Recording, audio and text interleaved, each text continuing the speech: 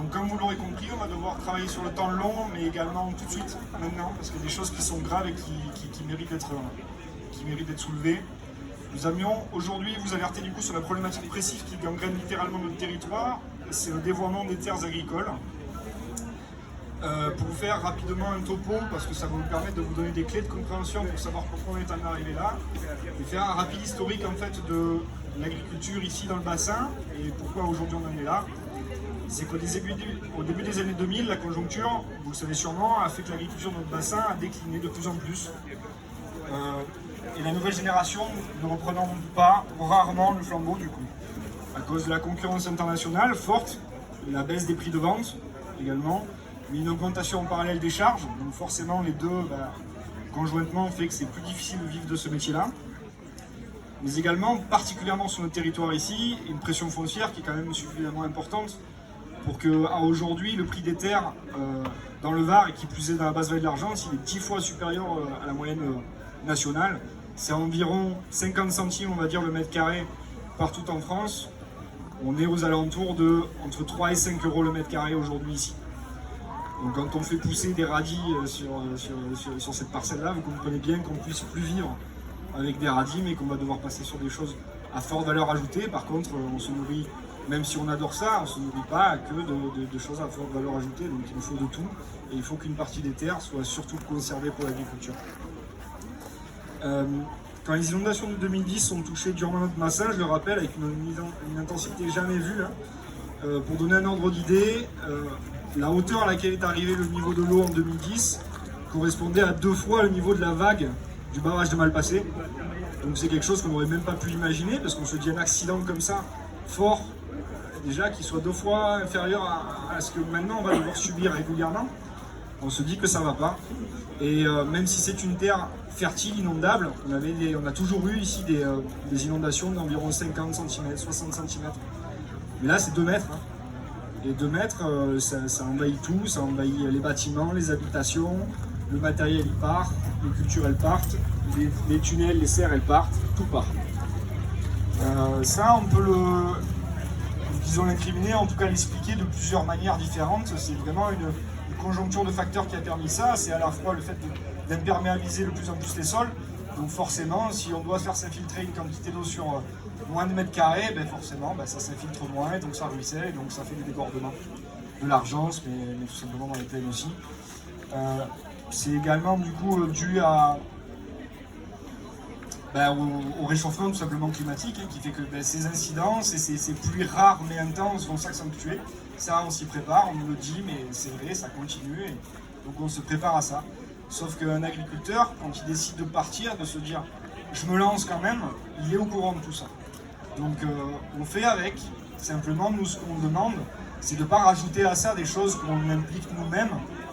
Donc garder une cohérence territoriale, garder tout simplement des terres pour que l'eau puisse s'infiltrer. Parce que demain, si on cultive sur 5% des terres qu'on cultivait il y a 200 ans, on n'y arrivera pas, l'eau elle sera partout. Alors maintenant, ça c'est dit, on voit depuis 15 ans en fait se monter en toute illégalité chez nous, dû au fait que les agriculteurs donc ils partent, les nouveaux ils ont du mal à se réinstaller parce qu'ils ont du mal à savoir s'ils vont pouvoir vivre de ce métier-là. Donc quand les agriculteurs ont cessé leur activité, les seuls qui étaient en mesure de racheter ces terres, c'était pas des gens qui voulaient cultiver, mais c'était des gens qui, la pression foncière étant forte, payeraient quand même moins cher des mètres carrés dans la plaine de l'Argence que ce qu'ils auraient payé à la zone de la Palude ou au Capitou, quoi. Donc on se voit s'installer des garages clandestins, juste à côté des champs. Donc je vous laisse imaginer le jour où il y a des inondations, les bidons d'huile qui sont entreposés ou les moteurs qui sont à même le sol, où ils vont se déverser quand il y a 2 mètres d'eau. Pour donner un ordre d'idée, on a vu des voitures, des bidons de 250 kg, traverser 300, 500, 2 km. À partir du moment où c'est l'eau qui pousse, il n'y a plus de frontières. Donc non seulement on se voit arriver, nous agriculteurs, en fait, plein de déchets, tout simplement, sur nos terres, mais également, plus insidieux, des effluents qui viennent carrément rentrer dans les sols, polluer nos sols. Et on ne peut pas décemment se dire que c'est circonscrit à la plaine. Ça va jusqu'à l'embouchure de la mer et ça va dans la mer. Donc c'est des choses qui sont véritablement tragiques. Si on s'en arrêtait qu'à ça, ça serait malheureusement bien, mais il y a également du coup des problèmes des gens en fait qui tout simplement brûlent les déchets. Hein. Faut pas se leurrer, quand aujourd'hui en fait une déchetterie prend un certain montant pour une certaine quantité pour revaloriser ce qu'on appelle des déchets, des gens peu scrupuleux en fait tout simplement comment dire, prennent 2 fois moins cher qu'une déchetterie pour brûler des déchets, pour enterrer des caravanes, pour brûler des plastiques et récupérer le cuivre. Enfin voilà, c'est ce genre d'activité qu'il y a chez nous, à Roquebrune, mais pas que, hein. Enfin, c'est vraiment de partout. Donc ça, on a voilà, des déchets divers et variés de partout. Les gens qui brûlent à longueur de journée, donc si vous voyez de temps en temps des nuages, bon alors, des fois ce sont des accidents. Il y en a eu un récemment à la Godine, avec des arbres qui sont partis en fumée. Mais la plupart du temps, chez moi par exemple, 300 jours par an ou 280 jours par an, ça brûle tous les jours pour brûler décemment pas des déchets verts, on le sait bien.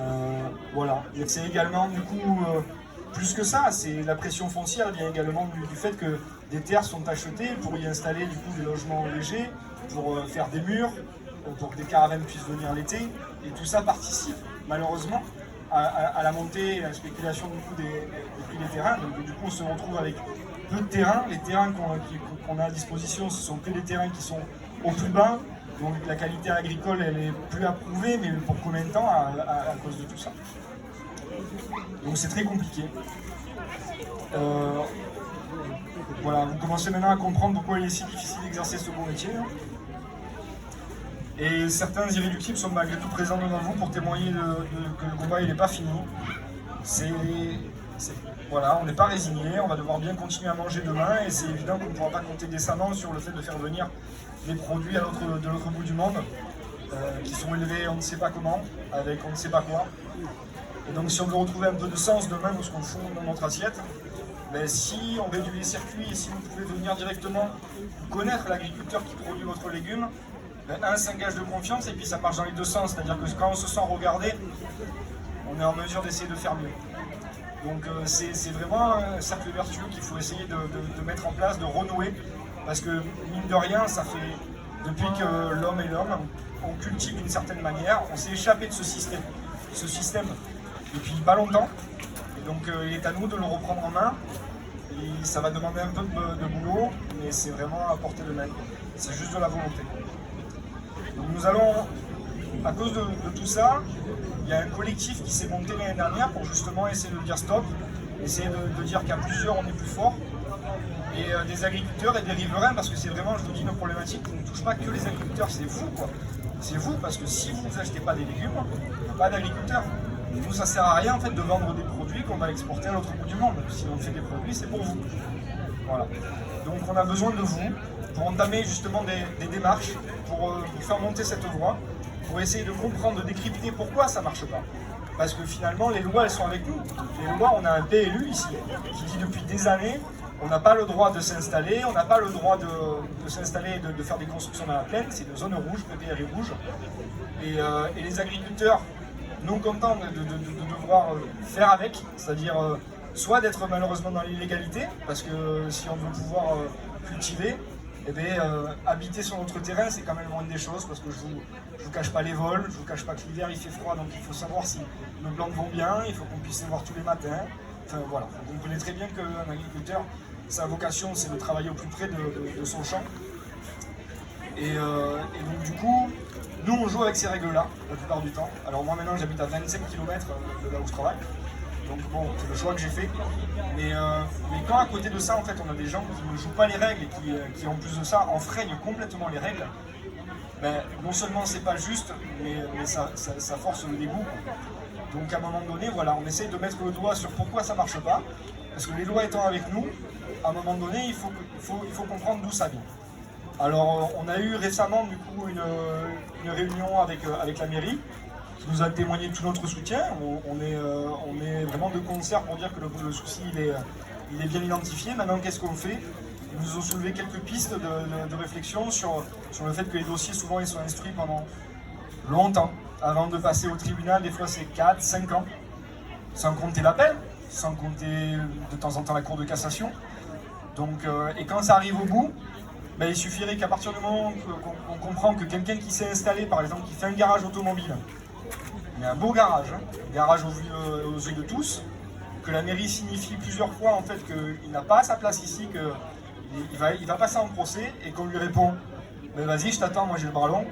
Vous comprenez décemment en fait que ce genre de personnes, ça ne les inquiète pas, et que le jour où la décision de justice sera rendue, un montage financier sera mis en place de manière à ce que la société passe à un autre nom, ou ne soit pas solvable et dépose le bilan. Enfin voilà. Donc ce qu'on veut, c'est pas laisser le temps en fait à ces gens-là de faire leur beurre sur la misère qu'ils créent autour d'eux, pas les lâcher, parce que finalement il n'y a que quand ils se sentent regardés, j'ai l'impression qu'ils commencent à faire triste mine, qu'ils n'ont pas les réponses. Donc il ne faut pas les lâcher, il faut aller demander des réponses aussi à la présidente du tribunal de Draguignan, pour savoir pourquoi les dossiers sont si longs, pourquoi on ne peut pas agir en référé, de manière à ce que ça aille plus vite. Donc voilà, c'est tout ce genre de choses, et surtout, communiquer, c'est vous faire comprendre que ces problématiques-là, elles nous touchent tous et toutes, et donc on a besoin que vous reliez cette information, parce que si le lobbying avait un joli mot, pour moi ça serait celui-là, ça serait de témoigner véritablement en fait de qu'est-ce que la justice sociale, et à un moment donné, qu'est-ce qu'on veut demain. Donc nous, on vous pose ça là. Voilà, on vous dit, maintenant c'est à vous, c'est à nous à la fois, communiquez là-dessus, que vous soyez de Fréjus, de Roquebrune, de Puget. D'ailleurs en France, les problématiques elles sont les mêmes, donc des collectifs sûrement qui s'en montera de partout, parce que voilà, on fait quoi? On s'arrête là? On cultive plus? Non, c'est pas possible. Donc on compte sur vous, je vous souhaite une belle journée, je vous remercie pour votre attention. Et si vous avez des questions, eh bien, c'est avec plaisir que je tenterai, ou d'autres du collectif tenteront de vous y répondre.